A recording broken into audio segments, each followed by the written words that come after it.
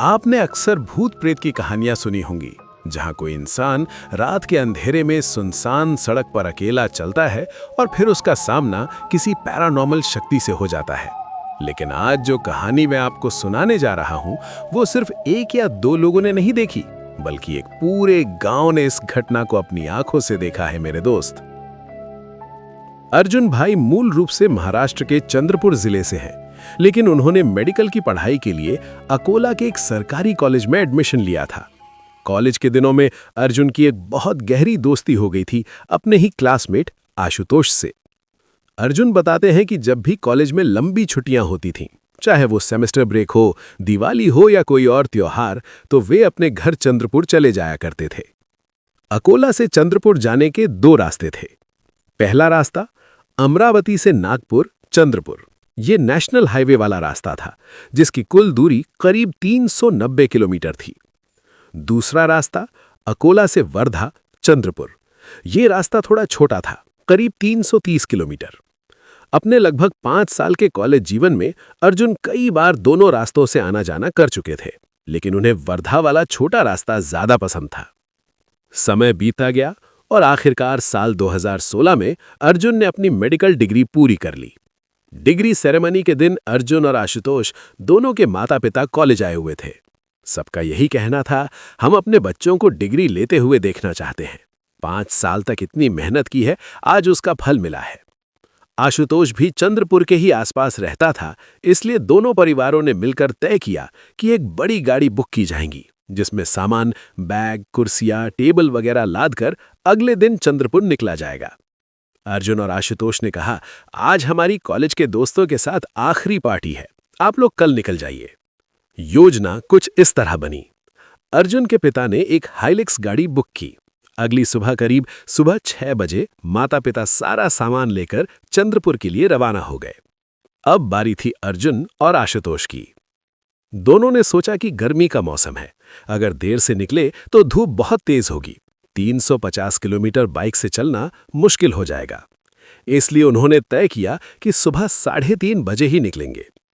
अगली सुबह 3 बजे दोनों उठे और 3:45 बजे अकोला से चंद्रपुर की ओर बाइक से निकल पड़े। उनके पास सिर्फ एक बैकपैक था, कुछ कपड़े, पानी की बोतल और थोड़ा सा खाना। उन्होंने फिर से वही छोटा रास्ता वर्धा वाला चुना, क्योंकि वो जल्दी घर पहुंचना चाहते थे और अर्जुन उस रास्ते से पहले कई बार दिन में जा चुका था। शायद यही उनसे सबसे बड़ी गलती हो गई।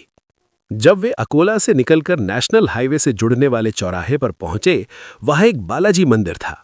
दोनों ने बाइक रोकी, हाथ जोड़कर प्रार्थना की, हे महाराज, हमारी रक्षा करना, हमें सुरक्षित घर पहुंचा देना। इसके बाद वे आगे बढ़ गए। अब इस रास्ते की बनावट समझ लीजिए। नेशनल हाईवे से निकलकर पहले बेलोरा पहुंचना था, फिर वहां से लेफ्ट टर्न लेकर कुछ गांवों को पार करते हुए वर्धा जाना था। इन गांवों में से 2 गांव बहुत खास थे। पहला अंजनगांव बारी, दूसरा मालखेड़। अर्जुन बताते हैं कि दिन में अंजनगांव बारी बहुत चहल पहल वाला गांव होता है, लेकिन जब वे वहां पहुंचे तो समय था सुबह करीब 5:15 बजे। पूरा गांव एकदम सुनसान। करीब 300-400 मीटर लंबा वो पूरा गांव किसी कब्रिस्तान जैसा लग रहा था। गांव की शुरुआत में 2 मंदिर थे आमने सामने, और गांव के आखिर में भी वैसे ही 2 मंदिर। हैरानी की बात यह थी कि एक मंदिर दिन में खुलता था और दूसरा सिर्फ रात में।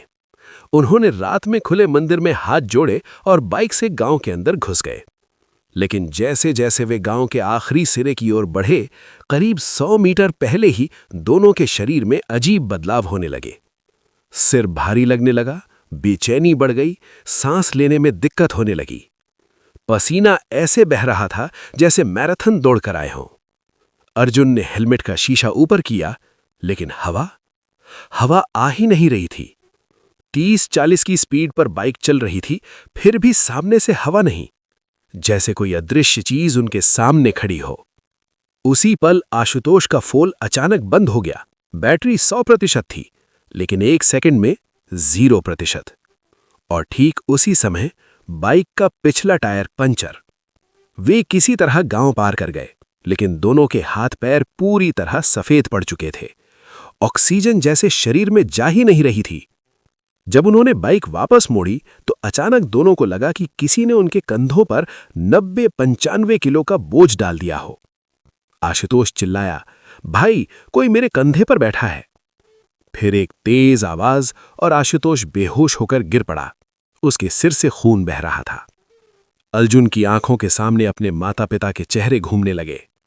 लेकिन तभी गांव के आखिरी सिरे पर उसे मंदिर से आती हल्की रोशनी दिखी। रोते हुए हाथ जोड़कर वे पूरी ताकत से बाइक आगे बढ़ाता है। मंदिर के पास पहुंचते ही बाइक एक खंबे से टकराती है और जैसे ही वो गिरता है कंधों से पूरा बोझ हट जाता है।